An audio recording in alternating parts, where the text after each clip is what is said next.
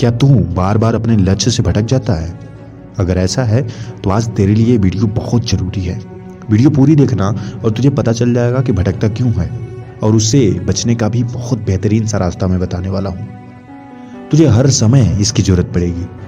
अक्सर ऐसा देखा है और सभी ने आपको यही राय दिया होगा कि जब भी आपका अपना लक्ष्य आपको याद न रहे, या आपको ये नहीं समझ में आए कि आपको काम क्या करना था, और आप किसी गलत रास्ते पे हो या कुछ गलत सोच रहे हो या टाइम बर्बाद हो रही है आपकी, फिर आपको कुछ देर बाद याद आता है कि मैंने अभी जो किया है उसका कोई उपयोग नहीं है, करना कुछ और था, कर कुछ और रहा हूँ, तो आपके पास केवल एक ही चीज़ है जो आपको इससे बचा सकती है या आपको गलत करने से रोक सकती है, वह है आप खुद।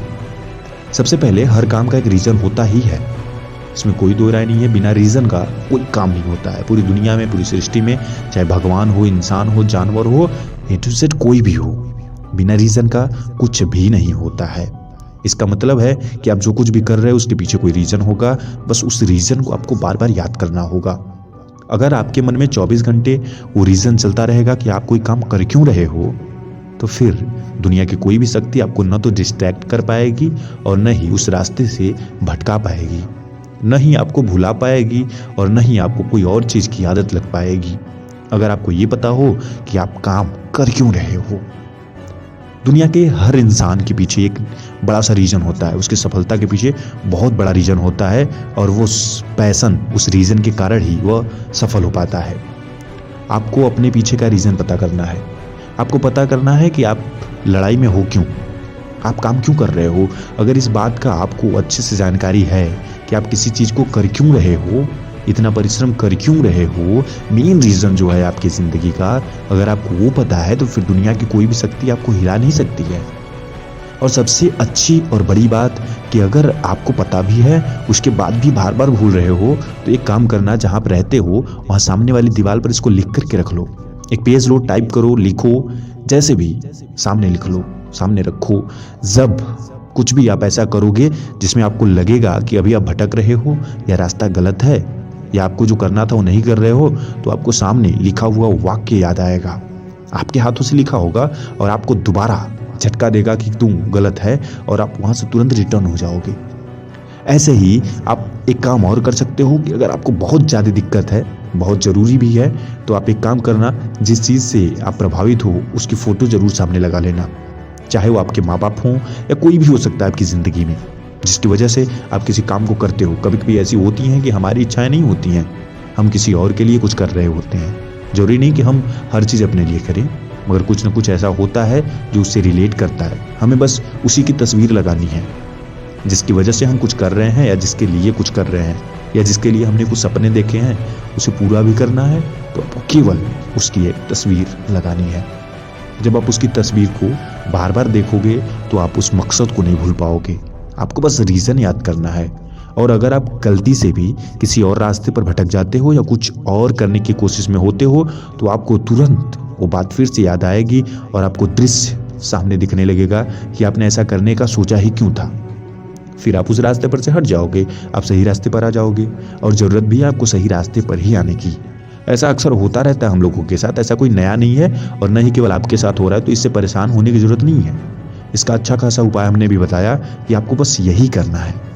जब भी आपको लगे कि आप रॉन्ग डाइवर्सन में जा रहे हो, कुछ गलत चीज़ें कर रहे हो, या आपको जो नहीं करना चाहिए अभी वो कर रहे हो, या कुछ ऐसे काम होते रहते हैं जिनका हमें अच्छा खासा कोई फ़ायदा नहीं होता, फिर भी करते हैं, मेन मकसद को भूल जाते हैं, कुछ क्षण बाद याद आता है तो फिर दिक्कत होती है कि मैंने ऐसा क्यों, मन में पछतावा होता है। तो उससे बचने का सिर्फ यही उपाय है, या तो आप कुछ सामने ऐसा लिख लो जिसके याद आने से आप फिर से रिटर्न उसी माइंड में चले जाओ जिसमें आपने सब कुछ शुरुआत किया था, या फिर आप उसकी तस्वीर लगा लो जिसको याद करने के बाद अब फिर से सुनने पर आ जाते हो। आपकी जो सोच है वो सब स्थिर हो जाते हैं, वहीं पहुंच जाते हैं जहां से आपने शुरुआत की थी। तो इन दोनों कामों का उपयोग करके आप खुद को एक स्टेबलिश माइंड बना सकते हैं। आपका माइंड जो होगा वह स्थापित तो हो जाएगा कहीं ना कहीं। आप मेडिटेशन कर सकते हो, मगर मेडिटेशन जब तक करते हो तब तक तो एकाग्रता रहती है, लेकिन उसके साथ बनने वाली एनर्जी जो आपको ध्यान प्रदर्शित कराती है, उसका उपयोग कर सकते हो उस दिमाग को एकत्रित और सोचने के लिए। और अगर कहीं भी बीच में दिक्कत आ रही है तो तुरंत आप सामने वाली फोटो को देखो, या जो सामने कोट्स लिखे हो, जो या अपने शब्दों को लिखे हो, या आपने कभी जिंदगी में किसी से वादा किया होगा कि मैं ये करना चाहता हूँ। वादा केवल ऐसा नहीं होता कि आपने कहा है कि मैं तुमसे वादा करता हूँ, इसको पूरा करूँगा, यही वादा होता है। नहीं, आपने किसी चीज़ को चंद शब्दों में भी कहा है कि मैं कभी न कभी ऐसा करूँगा या ये करूँगा, यूं करूँगा, वो भी आपके लिए वादा ही है। उस वादे को याद करो कि आपने कभी न कभी ज़िंदगी में किसी न किसी से किया है, उसको आपको पूरा करना है। अगर आपको वादा याद रहेगा तो आप ज़िंदगी का सारा काम कर सकते हो, मगर याद रहना चाहिए। खुद को मत भुला देना, न तो खुद की पहचान को भुला देना। काम जिस वजह से शुरू किए थे उसे कभी मत भुला देना। अगर इन तीनों चीज़ों को भुला दिए, तुम कौन हो, तुम क्यों हो और ये कर क्यों रहे हो, तो फिर तुम्हारा लक्ष्य खत्म हो जाएगा। इन तीनों को याद रखो कि तुम हो कौन। सबसे पहले अपनी पहचान। तुम्हारी पहचान क्या है? तुम किससे जुड़े हुए हो? तुम कहाँ से शुरू हुए थे? तुम्हारी शून्य क्या है? जहाँ से तुम शुरुआत किए थे उसकी पहचान क्या है? अगर वहाँ से अपनी पहचान रिलेट करते हो तो तुम्हारी ज़िंदगी का जो नया पहचान बनने वाला है उसे तुम हमेशा बड़ा बनाते जाओगे। तुम कौन हो, क्यों हो? कभी ये सोचा है कि क्यों हो? तुम ऐसी परिस्थिति में क्यों हो? सोचा है कभी? अगर सोचोगे तो तुम्हें जवाब मिलेगा तुम्हारी सारी परिस्थितियों का, तुम्हारी सारी परेशानियों का, परिस्थितियों का, सब कुछ का जवाब तुम्हारे इसी में है कि तुम ऐसे क्यों हो। कभी खुद पे सोचना कि तुम इतना सोते क्यों हो, या कभी सोचना तुम इतना जगते क्यों हो। हर चीज़ की समस्या, हर बात का समाधान आपके ही अंदर है। ढूंढने की शक्ति होनी चाहिए आपके अंदर। कभी किसी और की जरूरत नहीं पड़ेगी अगर खुद से खुद का इलाज करना शुरू कर दोगे। अगर तुम्हें पता चल जाए कि तुम्हें दिक्कत क्या है और तुम्हें ये पता चल जाए कि उसका निवारण कैसे किया जा सकता है, तो सब कुछ कर लोगे। मगर सबसे पहले पता करना होगा कि दिक्कत है क्या, क्यों है। अपने अंदर तुम अपनी शक्ति को पहचान लोगे, ये ऐसा क्यों है, कैसे है, तो फिर सब कुछ कर ले जाओगे। और ऐसा करते क्यों हो, अगर इसे जान लिया तब तो समझो कि जिंदगी सफल हो ही गई। जिस दिन आपको रीजन पता चल जाएगा, अब सब कुछ कर ले जाओगे। हर चीज को अपना रीजन पता होता है। अगर शेर कोई शिकार कर रहा है तो उसे रीजन पता है वो क्यों कर रहा है। शेर हमेशा शिकार नहीं करता जंगल में, वो आसानी से बैठा रहता है, आराम की जिंदगी जी रहा होता है। जब उसे भूख लगती है, जब जरूरत महसूस होती है, तो वो शिकार करने के लिए उठता है।